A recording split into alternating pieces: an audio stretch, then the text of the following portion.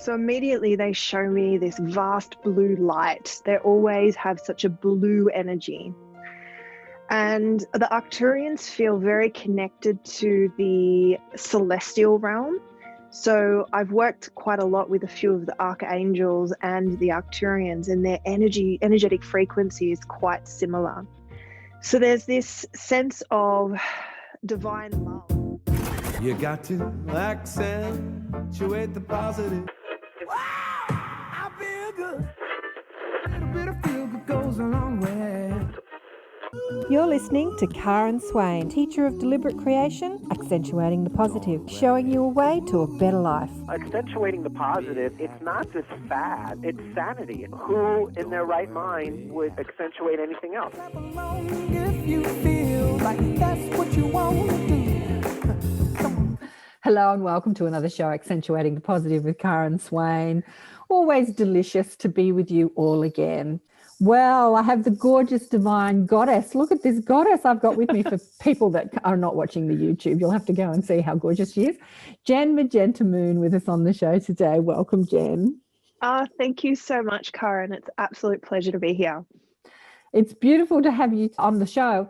And we're going to explore your journey and your gifts and who you are and what you're here to do.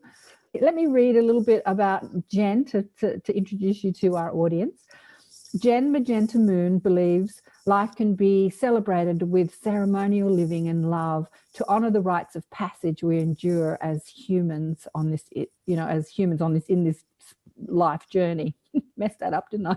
After decades working in large-scale events and the theatre industry, as well as devoting her life to the esoteric spiritual practices and personal development, Jen curates exquisite, unique, sacred ceremonial experiences, creating a unique fusion of worlds and lifestyles for transformation in her workshop, performances, and private sessions. She's a shamanic ceremonialist, healer, ritual performance artist, shamanic practitioner, and spiritual guide who recognizes herself from a starseed lineage. She's here on Earth at this time to effect transformation and establish new frequencies, and is recognized for her craft in providing spiritual medicine as healing. Her superpower is in helping people open up to see their inner potential, their wholeness of being, and the relationship with the infinite creative power of the divine within, which leads to a life of purpose, passion, and magic. You can find out more about Jen at majentamoon.com. So Jen's part of our Inner Sanctum tribe, and we had her, I put her in the hot seat the other day, and we had people quizzing her. And there was a beautiful message that came through about Majenta Moon. Do you want to tell us, how you came up with the Majenta Moon name? Oh, thank you for that beautiful introduction. It's so nice to hear someone else read those words, and I got like the waves of energy flushing over me, which is kind of like truth bumps, I like to call them. So it's nice because it reaffirms for me that mission that I feel I'm here to do. Jen Majenta Moon, how did I get that? Magenta came to me in a dream, and I loved that the word or the sound Jen was within the word, and so I changed the G to a J. And Majenta Moon feels very cyclic in its nature, and when we were watching that beautiful eclipse, super full moon the other night, I was just thinking how magical it was to be able to see another planet, another body, a planetary body in the sky, and how special that is for us. So I work with my cycles really intently and consciously. And so I think that the name was created well before I really understood the depth of it. And one of the beautiful Inner Sanctum tribe channeled a message around it being part of a connection to Uluru and the elders there, and that I'm here to help perpetuate a wisdom keeping, I guess, is the best way I've taken that message in. And that's why I'm here in Australia. And I was saying that I felt so drawn to go to Uluru, and it's part of my plan to go there for my 40th birthday on a bit of a solo pilgrimage this year. Ah, beautiful. You know, it's so interesting as we awaken to the galactic teachings and the galactic frequencies and the multidimensional energies that are on offer at this time on planet Earth. We also see that they're really ancient. It's kind of, we used to think of them as futuristic and new, but they're really ancient. And the indigenous have known this forever. You know, that's probably why you've been drawn to Uluru. The indigenous have been in contact with the star people or the Star Nation people and other dimensions. You know, the Aboriginal, the original people of Australia, the Indigenous Australians call it the dreaming time, which just is contacting other dimensions, really. But how did you awaken to your knowing that you were here to affect change? Like, you weren't like, there wasn't a normal life in front of you. You were here to do something else. How did that come about in your life? Well, from the time I was born into, I guess I like to call it a witchy poo family. The matriarchal line has a lot of intuitives, psychics, and especially my mom and my grandmother, I guess I was most exposed to them. And, you know, all my journals as a child, I remember writing, "Dear Higher Spirit." So again, all of this seeding was done before I kind of had a bit of a conscious awareness of what I was doing. It was just so natural. And when I fell into the shamanic work, I realized how much I'd already been doing that my whole life, doing little ceremonies and rituals for myself and talking to spirit and, you know, inviting my guide team in. But I spent a lot of years like wanting more, hungry for more.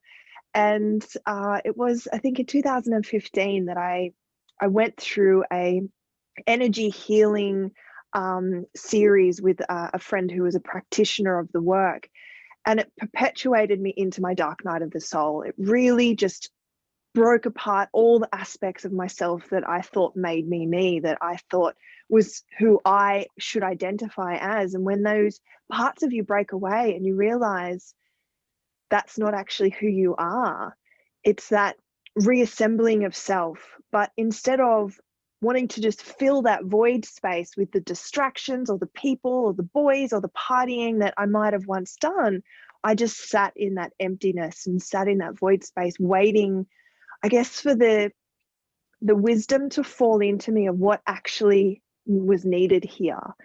And from that space, it feels like there was an acceleration over the last 6 years of different teachers falling into my lap. I find that different books and different people that I come across serve as activators. And what I'm being told through my guides is that a lot of us have these, I guess, codes, you could say, installed within our beings, in our energy bodies, in our DNA. And different things and different circumstances and different people will help to activate those during your lifetime when you're ready. So I guess I was ready, and I had I left the life that I'd known, and I moved away from living in Sydney for 12 years down to a really rural area where I was surrounded by the land. And it really, I feel like it called to me, and it was part of my teaching to really start communicating with the earth spirits.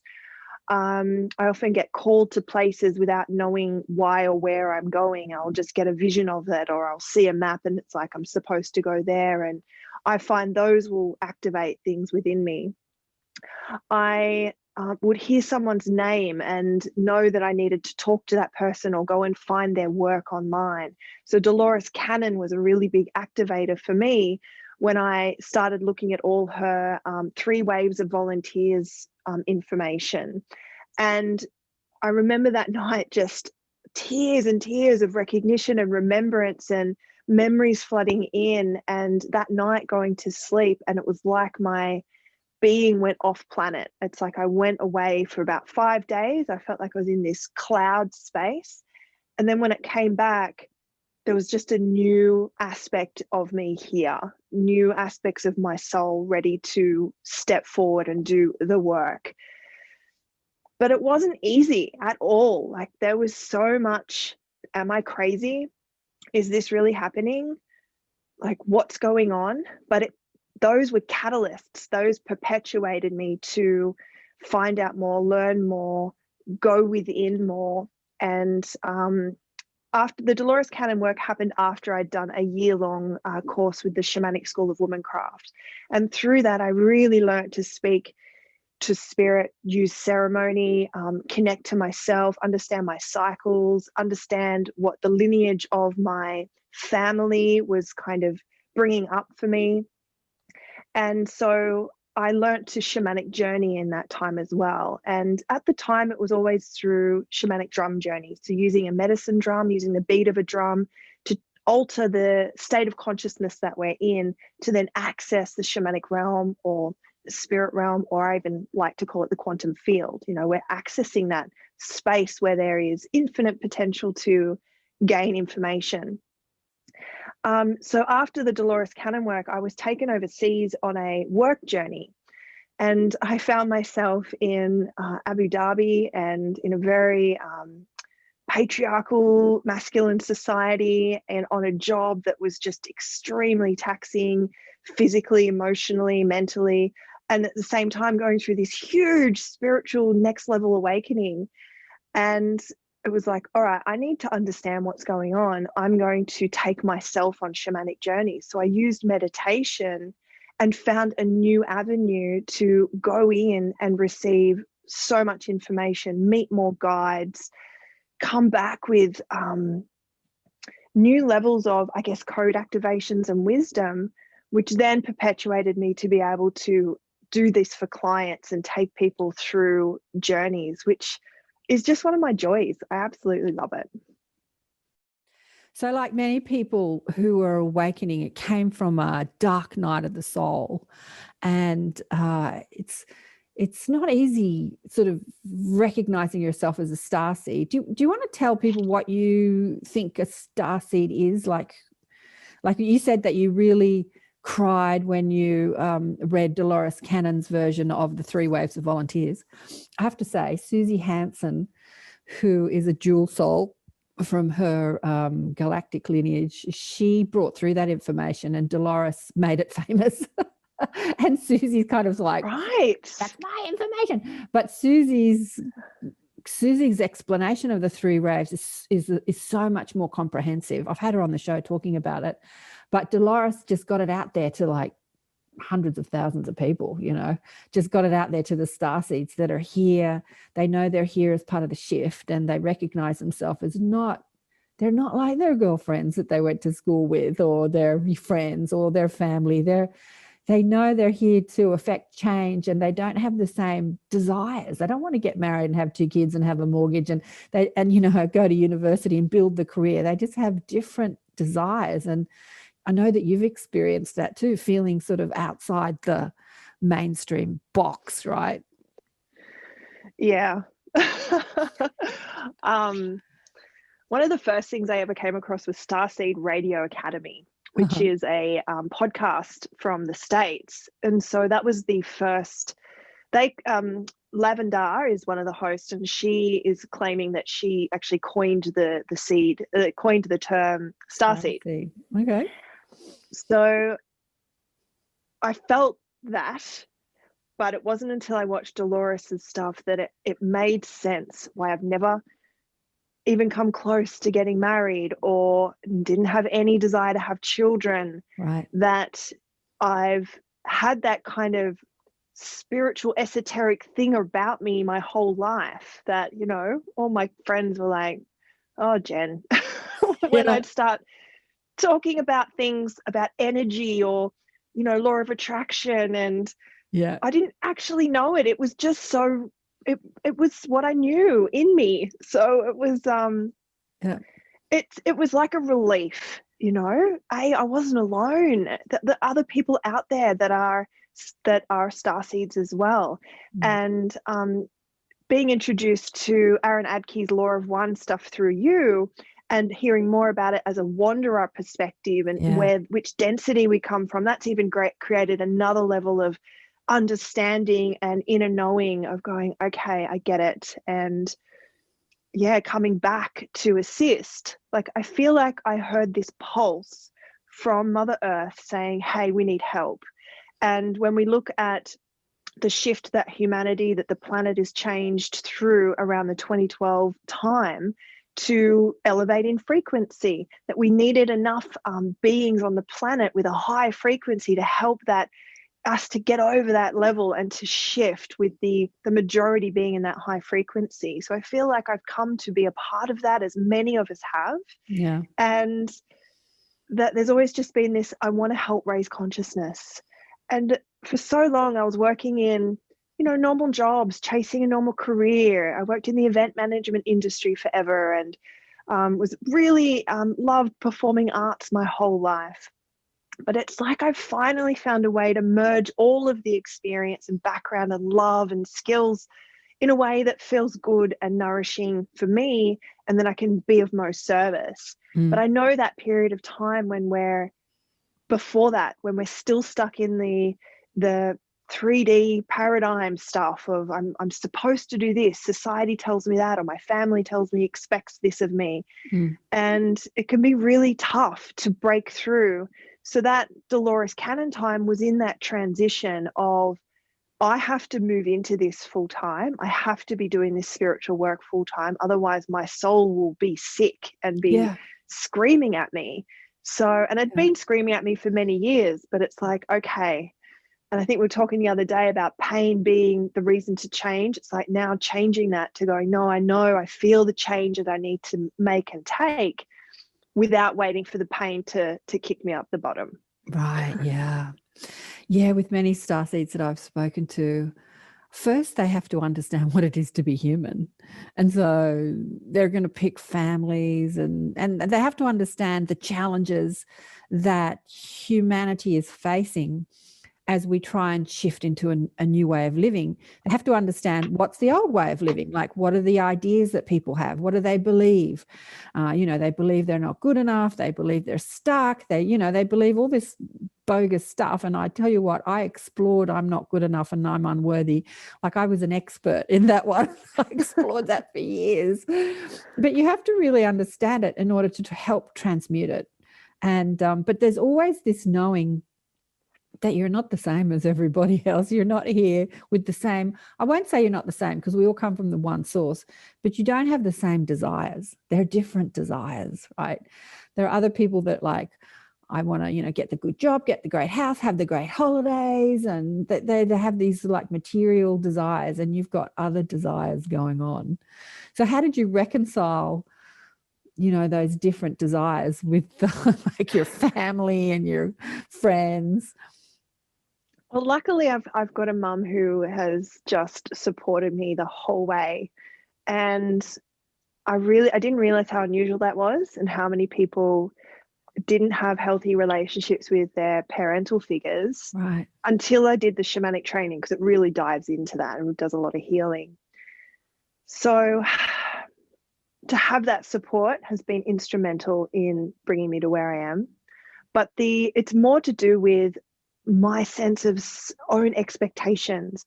Oh, that everyone else is doing that, and shouldn't I have this by now? And that story of unworthiness and not lovable and I'm not valuable enough, it plays out, and you think you've healed it to a level, and you kind of go, yes, I'm there. And then something else comes in to remind you. It's the onion layers peeling back.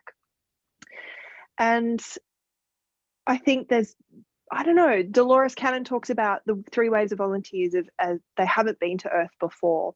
And I think many different humans are going to have starseed aspects, because some have only been in Earth school for incarnation after incarnation, and some are directly from different starseed systems to come and be of assistance. And I feel like I hadn't been here before, and I was told that well before the Dolores Cannon activation, and it was a bit of a hard pill to swallow as well, to go, well, why not? And what does that mean? And I don't know, it's been a very interesting journey to work with the ego as well, to not let it get carried away in being like a spiritual ego of like, wow, well, I haven't been here before, and obviously I've come here. It's like, I'm just the same as everyone else. As you said, we're all here from that source aspect. We've all got to learn the rigmarole of humanness, of the emotional body that dictates everything, that our thoughts create our reality. And as I learn from that, then I can hopefully help others to learn and expedite their journey and come back into their heart and their selves. And I don't know, that's what I feel like. As I'm going through my hard stuff, I can then help someone else. And that's the ripple effect. If we can all take that on a little bit, knowing that the stuff we go through can maybe potentially help someone else, then our world's going to be a much better place. Absolutely, darling one. Absolutely. So tell me, how do you feel like your shamanic roots, like your shamanic practices, dovetails with your galactic lineage?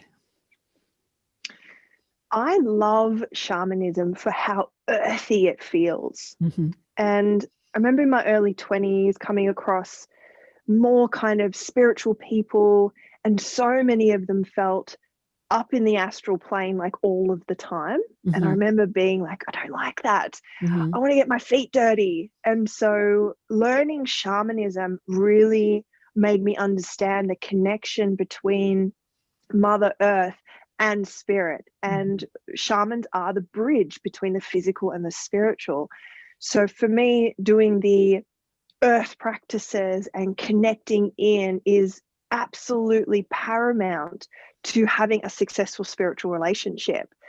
To be able to anchor into this physical body, to be healthy in this physical body, because we can get very sideswiped and it's so nice up there. Like, it is so beautiful and loving and high frequency in those spiritual dimensions. And when we're dealing with the spiritual dynamics and speaking with guides, that we kind of sometimes want to check out. And I know I've got to those places before. I'm just going, I know how good it is on the other side, and I just don't want to do this anymore. Right. Because it can be dense, but that's the point. Like, we're here to evolve through this density. Right. To expand in our energy and essence, so that we can then move up into those spiritual planes. We'll get there, but that's the point of this. We're not here to escape it. We're here to experience it and learn from it and grow from it. Yeah, absolutely. Yeah, well said. Yes, absolutely well said. And I think that the shamanic practices, they're an honor to Gaia, really. They're an honor to the earth. And so many starseeds I've spoken to said, I heard the call from Gaia. So it was her herself that said, can you come? Can you come and can you help?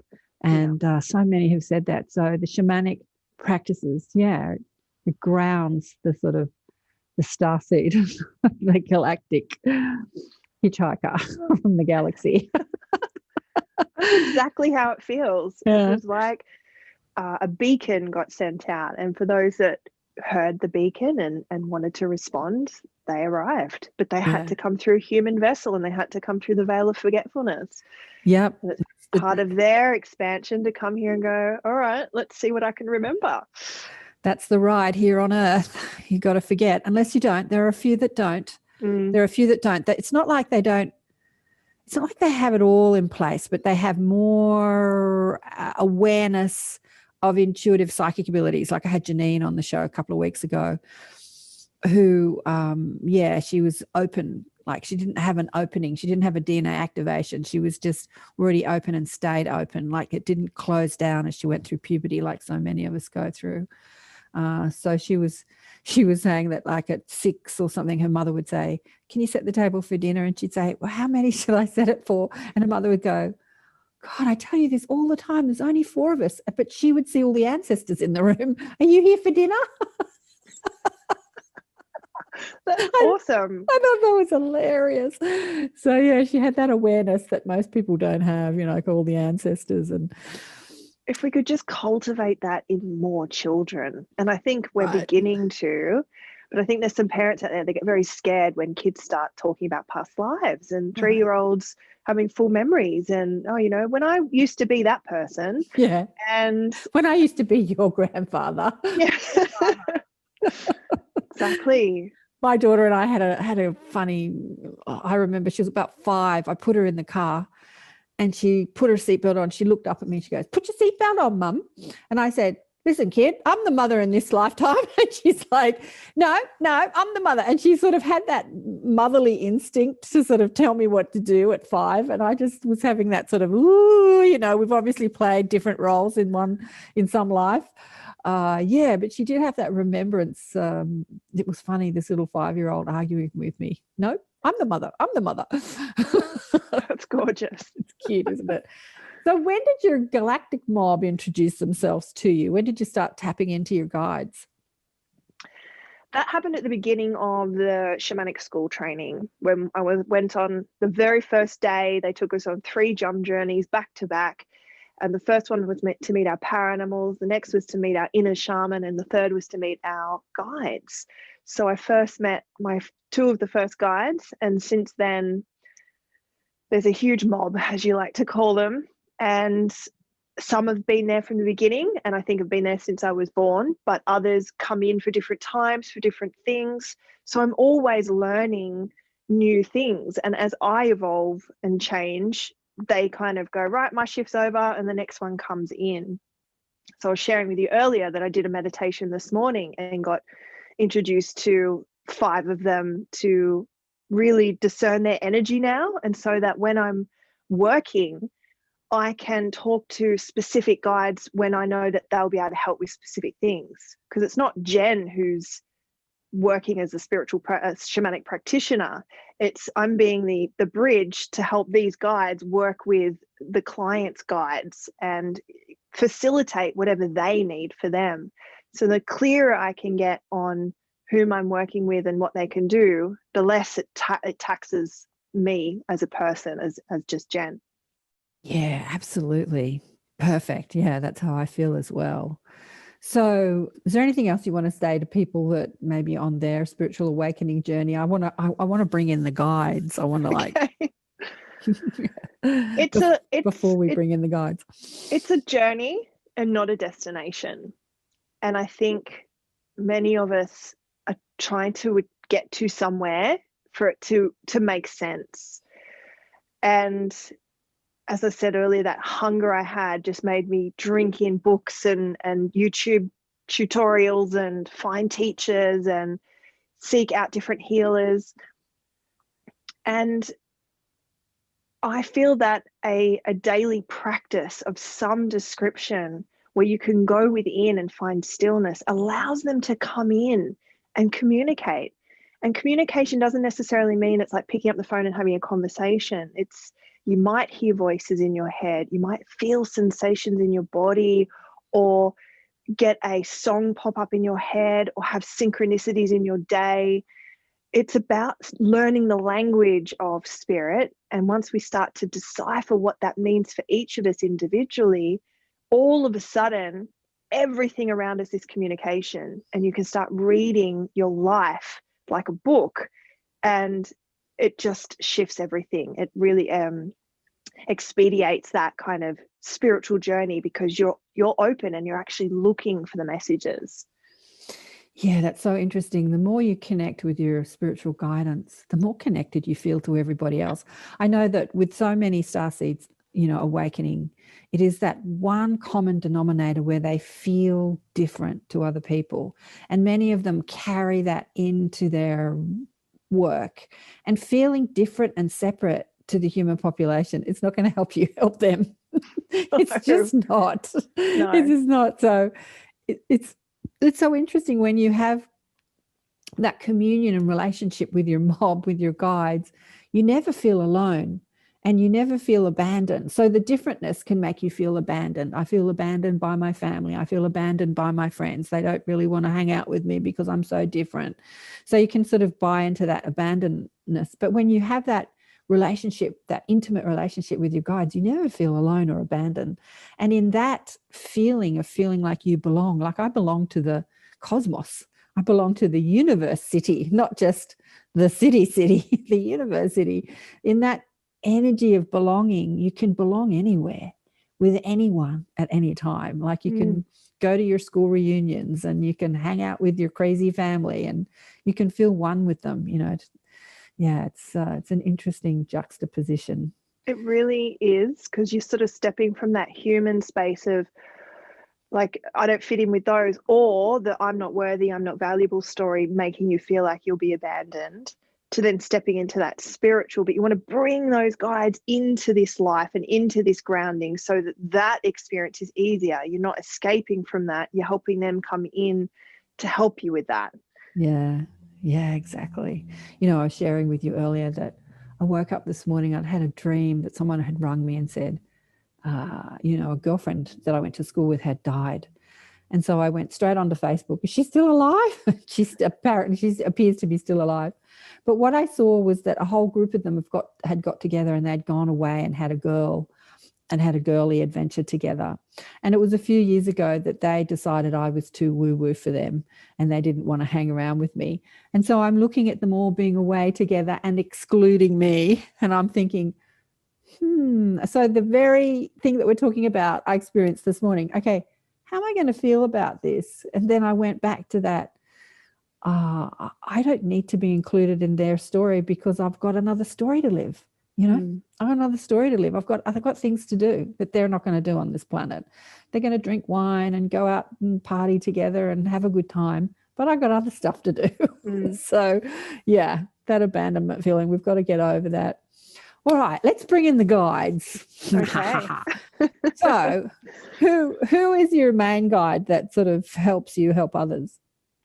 So the one that likes to speak the most calls themselves Silentia, and they are a social memory complex. If we're going to go by Ra's language, it's a group of beings that reside on Arcturus, which is another star system. Right. And I started connecting to my Arcturian kind of lineage, and have since kind of got the information that my soul's most recent lineage would have been all through Arcturus, and that I've come here to help with seeding that energy here. So they're the ones that often come through to chat when I'm doing this kind of work. Can I have a chat with them? I've got questions Absolutely. to ask them. All right.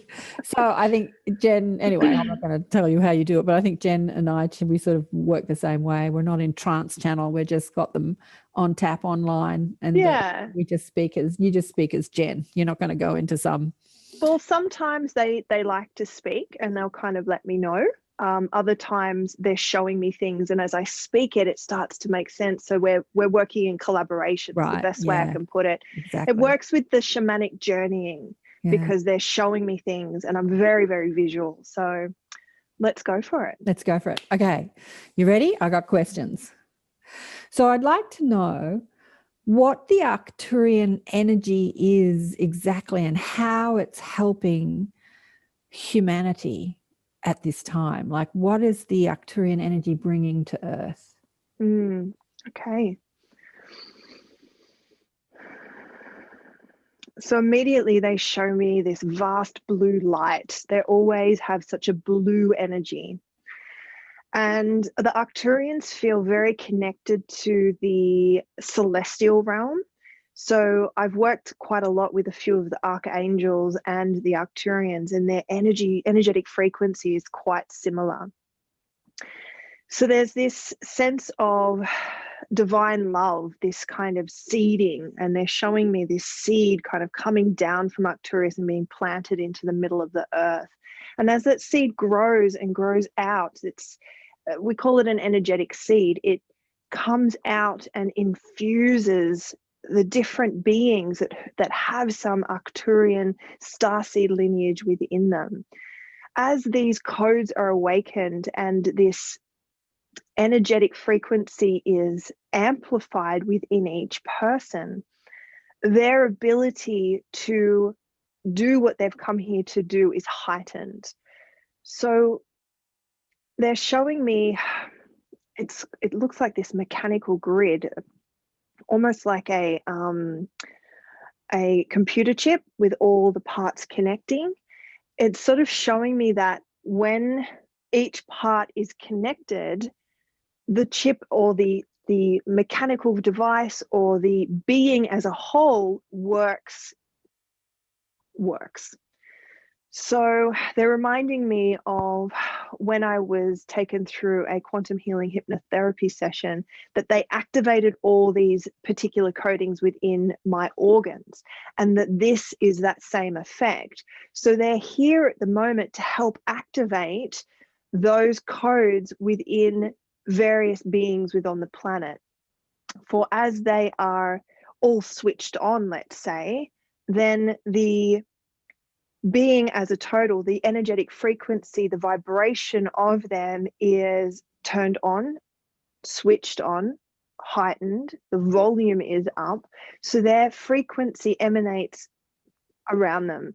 This then activates other people's coding, and the coding within them may or may not be Arcturian. It is more that each person on the planet has different codings within them that can be switched on. And as we've moved from a third density into a fourth density, which means a higher vibration of consciousness, each being needs for their physical selves, their mental, emotional, and spiritual selves to raise in this frequency to be able to match with the frequency of the planet. So the Arcturian energy is here to assist in that at this time. So it sounds like they've got something to do with the DNA activation. You're saying the codes, it's kind of like we're remembering, they're expanding our psychic abilities, sort of like, so we're coming into the remembering of who we are as multidimensional beings. Is that what they're saying? Yeah. The codes kind of, I'm going to ask them. I'm like, how do I explain the codes?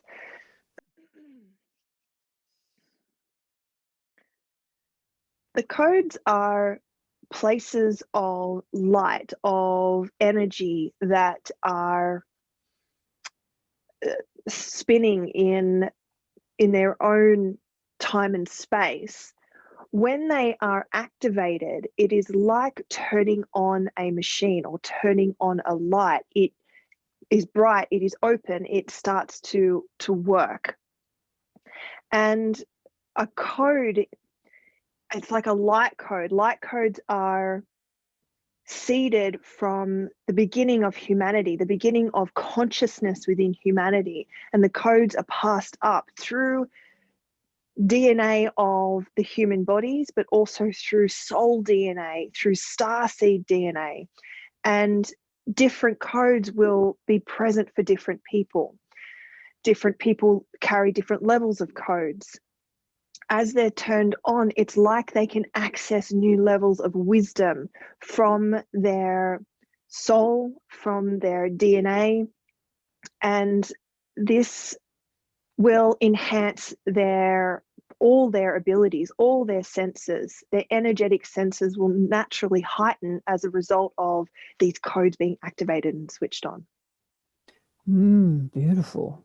So Jen said that's like a social memory complex, which is the wording from the Law of One, which I love, because when I heard that, because, you know, I call my mob the mob very irreverently, because they showed me who they are too. And it's almost too hard to even put into human language, into English language. But social memory complex was another, like, oh yeah, that sounds good. I liked that too. So I know you're speaking to a stream of consciousness rather than, you know, some ET on another planet. But anyway, I'm going to ask this question anyway. And Arcturus is not one planet. It's like a constellation, isn't it? It's like a universe of many planets, isn't it? I don't really know. Maybe let's ask them. Like let's ask them about Arcturus. Tell me more about what Arcturus is. There we go. Well, immediately they're showing me a constellation, like all these several planets. And in the past, when I've asked about who I am in relation to Arcturian people and what my lives were there, they did show me these different places. And it's almost like some planets are for like the royal family, for example. Others are for the councils that are there. Others are for the citizens, as you might say. So the Arcturians were part of the seeding here on planet Earth when the first codes of consciousness were brought in. And some have laid dormant for a long time. There was a bringing through of information through the ancient Egyptian times, the Atlantean times, and some of them needed to be not eliminated, but made to be dormant until humanity was ready for this next level of consciousness. So that has been starting to turn up and turn on from around the 1980s. Right. And they're such a loving species. They have such a beautiful divine energy about them. And whenever they show themselves to me, I see them in so many different forms. And so when I feel into a social memory complex, it kind of looks like a huge brain, or, you know, one of those electricity balls that has all the, you know, it's sort of that feeling of a massive consciousness.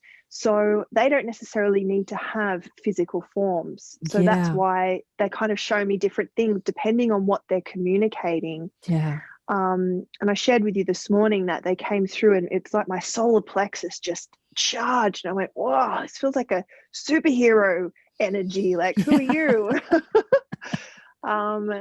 Yeah, so, you know, as you're speaking about them, that color behind you, so for people listening on audio, you have to go check out the YouTube, but Jen has this beautiful mural behind you of a forest, but the colors are blue and green and purple. Like, those colors are really speaking to me about their energy in some way. Like, I feel like the colors behind you really represent them. And it's interesting. I can feel my whole team standing up around me. So it's almost like the trees are like all of them there. No wonder I've loved this. Yeah.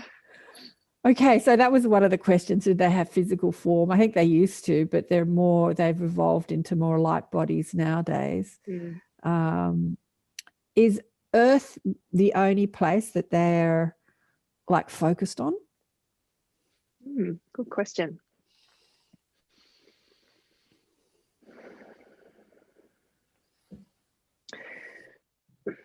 They're sort of showing me Earth and then showing me this arc of expansion going back, and there's different planetary systems. So they are in collaboration with many different places. Their density is very high. I'm guessing, well, they're telling me 6th, 7th, but there's aspects of them that are beyond that. And so their capacity to work on a multi-layered level is easy. But it's almost like Earth feels so lit up and everything else feels very kind of muted and shadowed. It's like, don't even worry about that. It's about Earth right now. So they're very present, and it's that feeling of, we want you to know that we're here for you and that we are here to support. And they're saying, please call them in and start speaking to them, because that's when they can start to be of assistance. They very much honor free will and would like more people to be opening up to the codes that can be activated within them. Yeah, well, you've totally read my mind, because that was the next question. How can people connect and communicate with them if they feel like they're... Well, they read your mind. Well, they read my mind. You, them, or one. Yeah, so just call them in. If you feel like this resonates with you, just call them in and they'll be there. Listen. Lots of different people there's a group that kind of connects to the Pleiadians, and there's a group that connects to the Sirians, and I'd never really even heard of Arcturus before I was taken through a soul reading session by a friend, and she was getting me to channel, and she's like, who have we got here? And I went, Arcturus. And I'm like, is that their name? She goes, oh, thank you. And what's your name? And they said Silentia. And I'm like, I thought that was their name. And so it was interesting to be introduced that way and form the relationship since then. Ooh, I love them. They're a big part of my mob as well. They're just reminding me of the Galactic Federation of planets that they're working they're working together. It would be like the United Nations. It would be like all the countries working together for the benefit of the cosmos and the universe. It's kind of like beyond Earth, but Earth is a focus, as you say, because we're here focused in Earth. So focus here. Keep your focus here. Yeah. Yeah. And as you're speaking, I'm getting these blue lights like blinking all over the place. They're sort of going, hi, we're here. Yeah, they speak to me often about the Universal High Council, and there's members of us that have been sent as ground agents. And so that's how I've felt one of my roles is that I'm here to bring that information from that Universal High Council to try and be of assistance. But it doesn't make me more special than anyone else. Like, there's many people that can connect to so many forms of guides and spirits and star seeds, and it's like let's awaken that. That's perfect, because I've not really shared this on the show. I've been doing these shows for so many years, but I shared it on someone's show that interviewed me recently. It hasn't come out yet. But my guide said to me that I sit on the council who oversee the light workers, like the volunteers that have come, like I oversee them. So the fact that I've been presenting and putting on workshops and showcasing New World teachers is kind of like, oh, that makes sense. They said, that I sit on the council overseeing, but they said, sitting on a council is like any council member that works in any local government here. It's not special. You're not special. It's just a job. It's just a job that you're doing. You're sitting on a council, so you're in cahoots with other people and you're focused on a task. And I'm like, oh yeah, that makes sense. Yeah. But I think that when we say, sitting on the Galactic Federation Council, we kind of make people special. Just a job. Yeah. It's not something I've ever said publicly either. And I think I'm so comfortable with you, Karen, that I'm like, we're just chatting. Exactly. But for other people that are sitting on councils as well, it's like there's not one council that oversees the Galactic Federation. There's not one council that oversees this world. There's many, just like we have many councils on Earth. There's many in the cosmos, and they have different agendas, different focuses, different agendas. My council is like taking care of all the star seeds and light workers and the New World teachers in the way I can. And there are probably many more people exactly like me doing the same thing. Yeah. So, yeah. And there has to be so many of us doing this to seed this. Like that explanation they gave of how the Arcturian energy worked, like that's new for me when they just told it. It was like, that's really beautiful. Yeah. And that's it. We've all got to play our role so that it spreads and that this consciousness raises. I love it. Yeah, it's a job. We've all got a job. We've been given our marching orders from the university. I got that phrase from, I've gone blank on her name. Beautiful in her 90s. She was on the show. Valerie Barrow. She said, I didn't go to university. I went to the university. And I'm like, Valerie, I love that. Can I use that? So I use it all the time. To the university. All right. What else do we want to ask the Arcturians?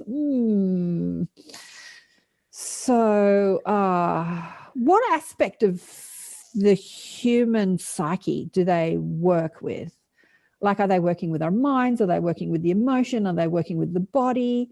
Are they working with the relationship? What are they? Is there something specific? Is it all encompassing? Let's kind of like just hone it down and see what they've got to say. The first thing they said was it's heart. So it's centered within the central space within our beings, that when that is activated, it activates everything else. That when we turn on that heart chakra or the green ray, it will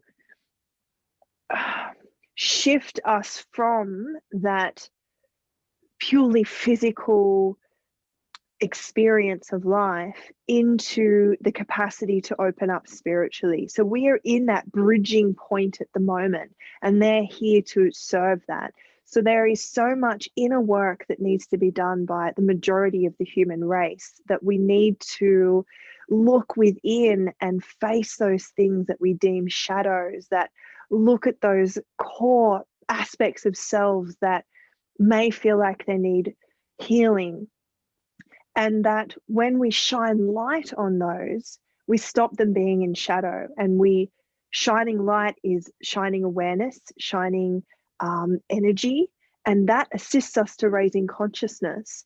So one of their major missions is to assist us to open our hearts, because when we close it, we trap those shadow aspects, those darker aspects within us. Part of a dark night of the soul is when we open that up and that darkness comes out for us to see. It's not like it's new, it's always been there, but we're finally seeing it and we're working through it. By activating that, it then can trigger the light between the throat chakra, the third eye, and the crown to open up and allow us to work with our psychic abilities, our ability to use our empathy and our intuition and discern what energetic frequencies are around us that we can work with. Yeah, there's showing me the mental and the physical, but it's all part and parcel together. But the core is that heart space. Beautiful. Yeah. The toroidal energy of the heart. Yeah, we have to remember that when we're communicating with the cosmos, that's the vortex through which we must enter, because we can get a bit too mental sometimes. And then, yeah, beautiful. Okay, what else do I want to ask them? I had some other questions, but I got so into what you were saying, I forgot. What else do I want to ask them? Yeah, I think I've run out of questions. Have you got any questions for them, Jen? Well, I keep being reminded of something I did a few years ago that really shifted what was happening. And it was a suggestion from my teacher from the shamanic school when I was going through a bit of a hard time after the school had finished. And I was buffering up against trying to speak what I felt and believed in and getting some negative responses. And one of the things I did was a ceremony on dedicating my life to working with Mother Earth and Spirit. And I term Spirit goddess, but it can be called God or source or universe, like use whatever language people feel. But I wrote out, like, what does that mean to me? Like, dedicating your life to something's a pretty big vow to make. Mm.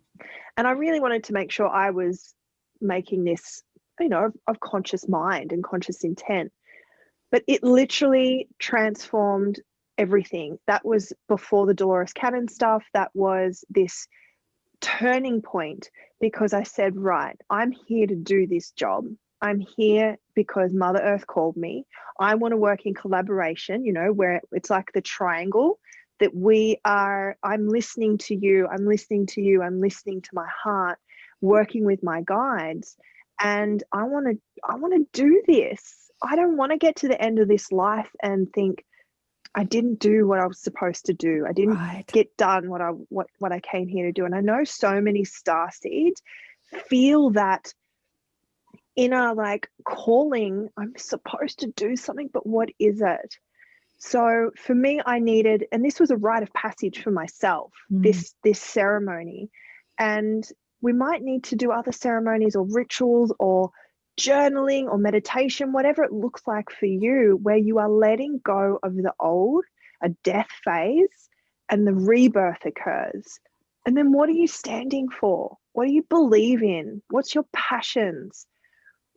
For me, it was like, I need to work with spirit and I don't know how. Mm-hmm. And I couldn't imagine how I would mix event management with being up on a stage with spirituality. It just felt so in distant far corners. And it's come together in a unique expression for me. And I want to encourage everyone to find out how to use all of you, because that you've gone through it all for a purpose. You created it. Your souls come here to do these things that are then going to be of service. We're going to be of service to others, but we have to be of service to ourselves by using all of that. Yeah. If that makes sense. Yeah, I don't think there is any accidents that the work that you do in the world dovetails with the spiritual work that you're doing in the world. It's like your soul sets all that up, right? I just did so much. I fed people for a long time. I worked in the catering industry, feeding people, and I still feel like I'm feeding people. I'm still feeding people. I'm just not feeding people food. Mind you, I had the family staying and I'm feeding people all weekend. But I was in hospitality for so many years, and it all helps. I know how to deal with every spectrum of society and can communicate with them, and that's really important to make people feel at ease or to nourish them, so What was I going to say? I was going to say something. I can't remember. I keep losing my train of thought. I'm a bit spaced out as I'm talking to you, Jen. I think I'm feeling the Arcturians. I've got to do a shamanic process to bring me back down to earth. So let's just ground for a moment, calling on a grounding cord coming from your root chakra right down into the center of the earth, calling on Mother Earth to really hold you now, to nourish you, to seed in some of that earth energy up into your body. And just take a nice deep breath in.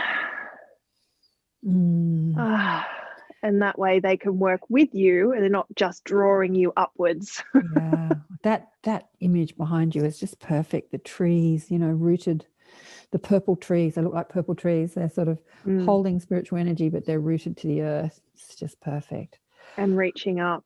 It's gorgeous.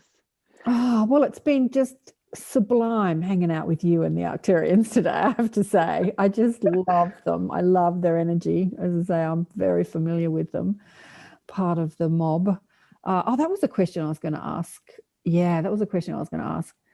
So when people are calling on different aspects of source in spirit, whether it be angels or guides or galactic guides, what do they call on the Arcturians for? Do they call on them for healing? What would they call on them for? Or do they call on the angels? Just like we've got every sort of person you can call on in Earth, it's the same. It's another system of people. Different Arcturians within the different social group complex are going to be able to assist you. So don't limit it. They're here for your expansion. They're here for your growth in consciousness. And if that looks like for you, I need help with my relationship. If that looks like for you, I've got a really sore knee and what's this telling me and what's my body doing and why can't I heal it? Or, hey, I want to get in contact with more of my guides. Like whatever it is, they can be of assistance. So it doesn't need to be limited. Yeah, and you don't necessarily have to be a starseed from that place. No. They can help anyone and everyone. Yeah. Just like anyone can call on an angel, anyone can call on an Arcturian. Yeah, beautiful. Oh, well, it's been just delicious hanging out with you. It really has. Thank you. Thanks so much. And tell people where they can find you and what you've got going on. Yeah. As I've probably shared throughout this beautiful experience, my love of ceremony and that I'm a shamanic ceremonialist. So one of my joys and pleasure is putting on workshops where people can come in and sort of receive a shamanic activation that's going to be traveling over the east coast of Australia over the next 6 to 12 months. And I'll be running some online programs where I'm teaching the foundations of ceremony and taking people through ceremonialist training. So this will be a beautiful experience for someone who just wants to deepen into ceremony and connecting to spirit, or for those practitioners out there that want to deepen the work that they are able to provide their clients. And I also offer one-on-one shamanic healings and shamanic mentoring. So just get in touch, majentamoon.com, spelt with a J instead of a G, and all my other links, social, etc., are through there. Beautiful. Thanks so much, beautiful one. Thanks for sharing you and the mob with us today. My pleasure. Have a beautiful week. How wonderful was it to chat with Jen and discover more about the Arcturians and who they are and how they help us here on Earth. And yeah, I loved that. I love the Arcturians. I see them all the time. Blue lights are flashing around me all the time. I think to myself, who are these blue lights that I see? Could be Archangel Michael, it could be, I don't know, spirit, but I see blue orbs and blue lights flashing all the time. It's so cool. They're saying it's them as I'm telling you this, that query. Who is this blue lights? Somebody said to me, oh, it's Archangel Michael around you. And they're saying, no, it's actually more them. Yeah, we were just chatting away as you do when I turn off the recording. And I always say, we always have such interesting conversations after I turn the recordings off. Oh, I should have put this on the show. But we were talking about how having physical manifestation of spiritual experiences. She was saying that she had a physical manifestation of some bruises on her arm. And when she looked into it, it was from a past life, something that happened in a past life that was physically showing up as a manifestation to bring up the remembrance of the memory, even though it was in a past life somewhere else in another planet. It was still something that needed to be looked at from this perspective. And I was saying, yeah, that's happened to me too. I had a journey. I helped Brandon Bays when she first started, and years later she came back. She does the journey work. She's a journey practitioner. There's many journey practitioners around the world now. She came back many years later and offered for me to revisit the journey work. And when the woman was doing the journey work with me, she said, what do you feel in your body? Do you have any sensation in your body? I said, yeah, I have pain in my wrists. And as I looked into that pain in my body, it took me back to a past life. And I won't tell you about it. I might tell you about it. I might tell you about it, but I won't tell you about it now. And yeah, it's interesting how we can have physical sensation that ignites memory of even this life or past lives or lives in other worlds. It's just fascinating. I was just sharing with Jen too that I was having nosebleeds for a long time, just out of one nostril. And then one day in the shower, this spirit turned up, this person that had been murdered, had been shot in the eye. I've shared this on another show. A show I did with Michael Tamura, actually. And he looked like a horror story. And I tell you what, if you weren't well versed in this work, you would think that you were being haunted. But as soon as I looked at this face, this horrific looking scarred face with one eye missing and it was sort of scarred over, I felt compassion. And I said, what do you want? And he said, oh, I want your help. I want your help. I was saying to Jen, but I said to him, oh, look, this is not the work I do. You need to talk to your spirit guides. They're going to help you cross over. It's so funny. I palmed him off on somebody else. But I was just, like compassionate with him and spoke to him because he was getting my attention through the nosebleeds. For weeks, I was having these nosebleeds. They got steadily worse and worse and worse until they were happening a couple of times a day. And as soon as I saw his injury, I realized that it was the same as where I was bleeding from. I was having this pain in my eye, sort of up at the top of my eye. I realized that the nosebleeds was him getting my attention. It's so fascinating, all this stuff. But that doesn't normally happen to me. This is not the work I do. I was saying to Jen that, there are people that do that, cross people over, earthbound spirits, souls, points of consciousness. Because it's not your soul that's stuck here. It's just an aspect of your soul that, and it's not stuck here. It's just a decision. I think that he was looking for revenge because he'd been murdered or something. I don't know what he was. Actually, I didn't stop to chat to him, but I got this sensation he was shot in the face and he was probably looking to sort out, why that had happened to him. That's why he was still on earth and he was asking me for my help. And here I am having the shower in the morning saying, well, this isn't the work that I do. Go speak to your spirit guides. Classic. I've shared many times that my dead mother came to see me in the shower one day years ago when Annika was little. She was about 10. She's 30 now. So it was a while ago, 20 odd years ago. And it was one of the most present, visceral, physical experiences I've had with spirit ever in my life. All my sensations were activated. I could smell her. I could breathe her. I could see her. I could hear her. And you know what I said? I'm busy. Call me back later. Having one of the most profound experiences of my life. And I said, I'm busy. I've got things to do. Oh, you've got something to show me. Call me back later. It's in my book, actually, Return to Love, that experience. She came to tell me something. What did she come to tell me? You'll have to read the book. The book's old now, I have to say. Anyway, I'm not going to yak too much more. I'm going to go and have some breakfast. Isn't Jen gorgeous? Just beautiful. Beautiful, beautiful, beautiful connection. Might get her back on the show. We can quiz the Arcturians more. Might do a live with her and we can get your questions and we can all quiz her. What do you think? Would you like that? Would you like me to do a live with the Arcturians? That might be fun. Use the new StreamYard platform, which is a great platform that we're using for the Higher Self Expo. It allows you to stream on all different platforms, and when people comment, whether they comment on YouTube or comment on Facebook or any of the pages that you've streaming on, you see all the comments. Oh, it's so cool. I'm loving it. So yes, she talked about Aaron Abke and how he's teaching the law of, well, he's teaching lots of things. He loves his Course in Miracles, but he's skyrocketing. He's been on Jen McCarthy's show, who's a bit of a famous actress, and he's getting lots of attention. Anyway, I adore Aaron, and he's coming in, as I've said last time, he's coming in as our guest teacher. Hopefully he can still make it. He's such a busy dude now. I'm pretty sure he'll honour his commitment this June, mid-June, to chat with us in the Inner Sanctum.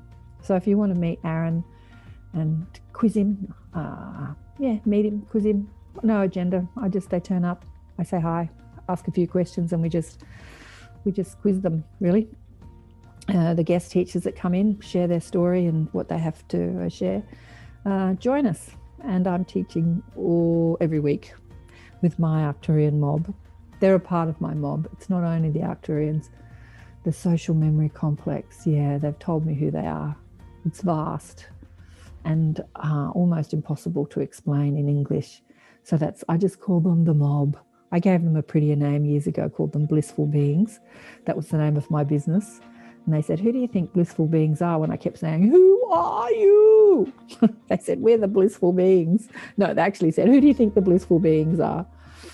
But they've got a lot to say about the current world circumstances and something that Garnet said in the Inner Sanctum the other day. And I'll do another, I keep promising, don't I? I'll do another show about that, about what they have to say, because they've been yakking away in my head and they say, please put this information out there. So I will honour my commitment to them and do that. And I'll see you soon. Thanks for listening and watching, and let me know your comments, what you thought, what you felt. Are you a starseed? Are you connected to your galactic mob, galactic guides? And remember, check out the book, Awakened by Death. Big love to you all. Bye for now.